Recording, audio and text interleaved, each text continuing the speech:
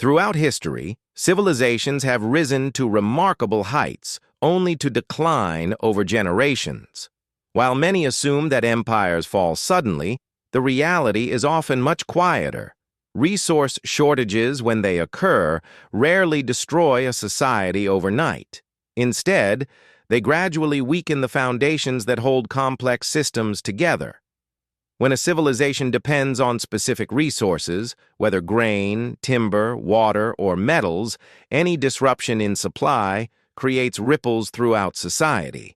These disruptions don't always come from catastrophic events. Sometimes they emerge from slower processes, soil degradation, deforestation, changing climate patterns, or simply the exhaustion of what once seemed limitless. Consider the relationship between agriculture and stability. Many early civilizations built their economies around predictable harvests. When soil fertility declined, whether from overfarming or erosion, crop yields gradually fell. Historians suggest this pattern affected numerous societies across different continents and time periods. Lower yields meant less food for growing populations, less surplus for trade, and reduced tax revenues for maintaining infrastructure. As agricultural productivity declined, governments faced difficult choices. They could try to expand into new territories, which required resources they increasingly lacked. They could increase taxes on struggling farmers, risking unrest and further economic decline. Or they could reduce services, allowing roads, irrigation systems, and defensive structures to deteriorate. And evidence indicates that many societies attempted all of these strategies, often with mixed results. Resource shortages also affected institutional stability in less obvious ways. Complex civilizations require specialists, administrators, engineers, soldiers, scribes, and craftspeople. These individuals don't produce their own food. They depend on agricultural surplus to sustain them. When that surplus shrinks, maintaining a large administrative class becomes difficult. Some research points to periods where bureaucracies contracted, not through deliberate reform, but through the simple inability to support them. Water presents another critical vulnerability. Civilizations often developed around reliable water sources, building irrigation networks, aqueducts, and drainage systems. These infrastructures required constant maintenance. When economic strain made repairs difficult, or when water sources themselves became less reliable, the consequences accumulated slowly. Fields became less productive. Urban populations faced shortages. Engineers and laborers who might have maintained the systems were no longer available or funded. The extraction of other resources followed similar patterns. Deforestation, for instance, didn't just remove trees. It changed local rainfall patterns, increased erosion, and eliminated fuel sources for industry and heating. Societies that depended on bronze required steady supplies of copper and tin.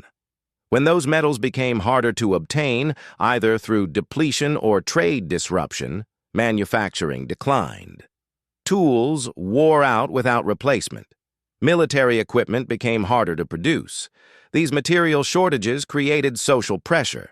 And when resources grow scarce, distribution becomes contested. Elite classes often maintained their access longest, while common people bore the greatest burden. This imbalance could persist for generations, but it slowly eroded the social cohesion that complex societies require. Trust in institutions weakened when those institutions appeared to serve only the powerful. Administrative systems, too, became vulnerable. As revenues declined, governments struggled to pay soldiers, maintain communication networks, and enforce laws across distant territories. Provincial regions might continue nominally under central authority while functioning increasingly independently. This fragmentation didn't represent sudden rebellion so much as gradual disconnection driven by practical necessity. Historians suggest that adaptability determined which societies weathered resource stress and which declined.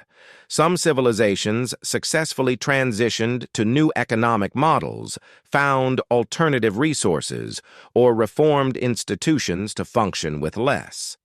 Others remained committed to systems that no longer worked, unable or unwilling to change course. The difference often lay not in the severity of the shortage itself, but in how societies responded over time. Trade networks offer another dimension to this story. When civilizations flourished, they often participated in extensive exchange systems, importing resources they lacked and exporting what they produced in abundance. These networks created interdependence that could be both stabilizing and fragile. When one partner declined, whether from resource depletion or internal problems, and the effects spread to others. A shortage of tin in one region could affect bronze production across an entire trade network. The collapse of one major trading center could isolate societies that had come to depend on those connections for critical materials. Population dynamics also played a role in resource stress. Growing populations increased demand for food, water, and fuel, sometimes beyond what local environments could sustainably provide. This pressure intensified during periods of expansion and prosperity, creating vulnerabilities that only became apparent when growth slowed or reversed. The collapse of complex civilizations, when it came, usually resulted from accumulated stresses rather than any single cause. Resource shortages weakened economic foundations, strained institutions, and then reduced social cohesion over decades or centuries. By the time the structure finally failed, it had been hollowed out from within. What appeared to later observers as sudden collapse was actually the final stage of a long, gradual process. Understanding this pattern matters because it reveals how civilizations actually function. They don't fall because they become weak or corrupt in some abstract sense. They decline when the material and institutional systems that sustain complexity can no longer be maintained. Resource shortages accelerate this process by removing the surplus that makes specialization, administration, and innovation possible. The historical record shows us that no civilization is permanent. All face constraints. All must adapt to changing conditions. And those that recognized their resource limits and adjusted accordingly often endured.